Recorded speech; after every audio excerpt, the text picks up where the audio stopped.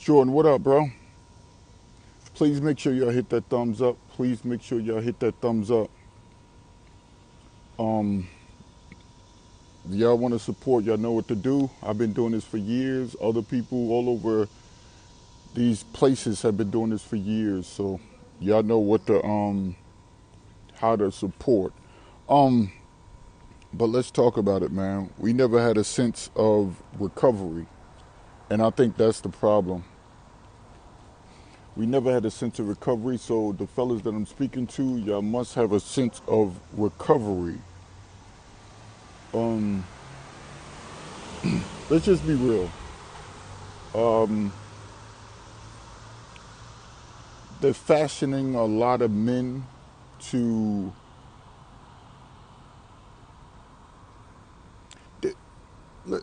There's two things, right?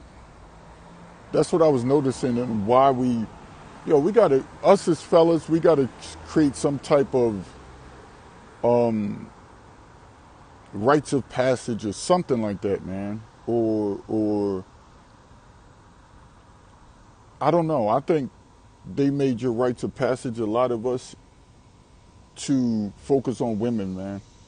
Focus on women, women, women, women, women. That's your rites of passage. But that's wrong, bro. That's wrong. Um,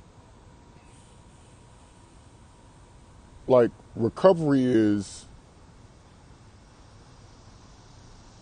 some dudes don't even understand what was taken from them. So they so used to the environments that they were brought up in. Um, some guys, right, have had some things taken from them because of the environment they was raised in, especially by mothers or sisters. Y'all share the stream. Um, by mothers and sisters and just, so some guys were mentally destroyed. Now check this out.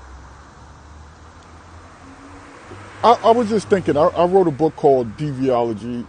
Again, I'm putting some stuff out, but I was thinking about this, earlier.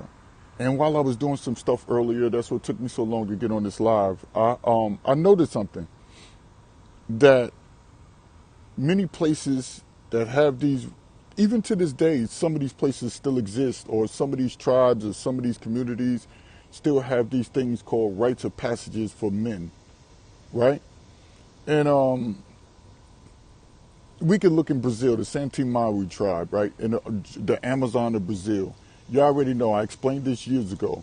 They got the glove or whatever like that, and they send the boys out into the jungle. And when they send them out, they got to go and they got to search for ants. These things called bullet ants. They got to collect them. They give them a sedative, um, take them out of their little. They take them out of their little focus and put them in this. Um, they put them in this little sedative to get the ants dizzy, drug them so they can't sting them until they bring them all the way back um, to where they're gonna perform the ceremony. They have the people that are more skilled stitch the bullet ants within the makeshift glove that they made out of the leaves of the jungle. And they put these bullet ants, and then they put just their butts inside the glove, and they leave just the stingers.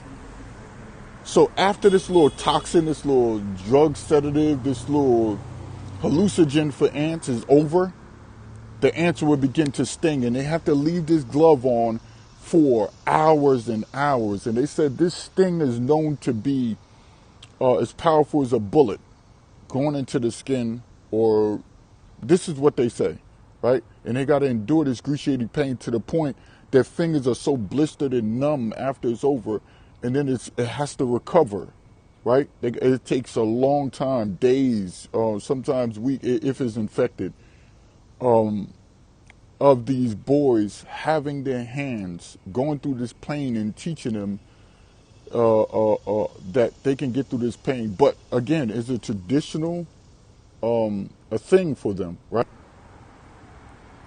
And I hope I'm back. Yeah, I think I'm good. And this is what they do. This is to help out the boys from going from making a transition, right? Then it's like their rites of passage to show how the boys can endure some pain and shows them how they can get through, how they can recover in that tribe. So that's just one. Then you got the Vanuatu people, right? And the Vanuatu people allows the boys to learn how to discover depths in taking risks. So that what they'll do, they'll build a tower, just like a long little makeshift tower that they put together, right? And what they do is they build these bungee cords, and they have the boys start at one level, and it might be high. They fall, right? And then they'll keep going higher, higher, higher. And that's a ritual. And there's also helps for their gods, and for the crop season for yams. And then it deals with circumcision afterwards. The boys are circumcised after all of this is over. And they do this to show pleasure to their gods or please their gods, right? Now, again, those are two tribes going through two processes, right, to help boys become men. You might think some of this is torture and all of this type of stuff. That's your American mindset. That's your westernized mindset getting in the way. Then you got the Papua Guinea. You got the Sepik River tribe, right? The Sepik River tribe, they show reverence to the alligator, not the alligator, the crocodile. They show reverence to the crocodile. And what they do is, once they show reverence to the crocodile, they'll perform this procedure, again, another rites of passage, right? Where they cut the boys, or the boys can become into men, so they're probably about in between different ages, but they'll cut their backs with thousands of cuts, cutting their backs all over their backs, right? And what they do is they're cutting, and it's excruciating. It might take hours to do this, hours, but thousands upon thousands of cuts on their backs, right?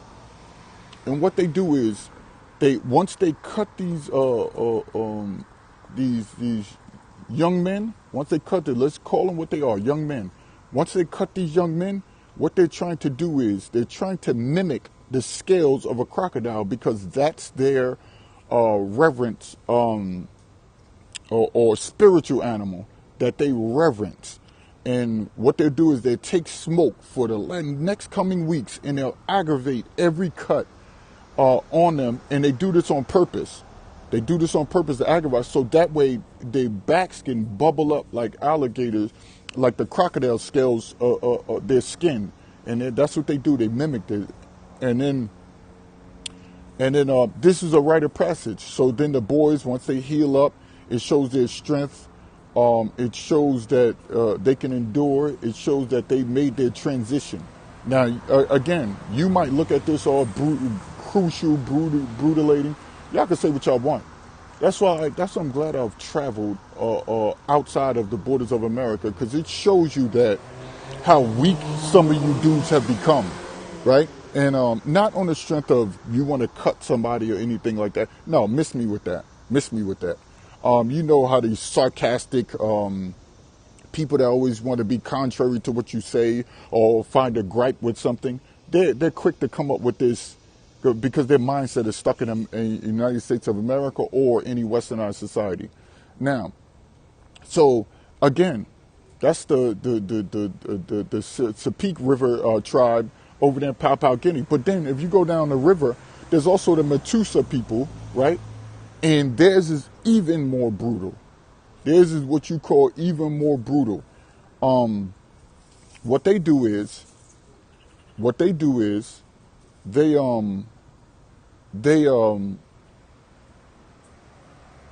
what you would call brutal.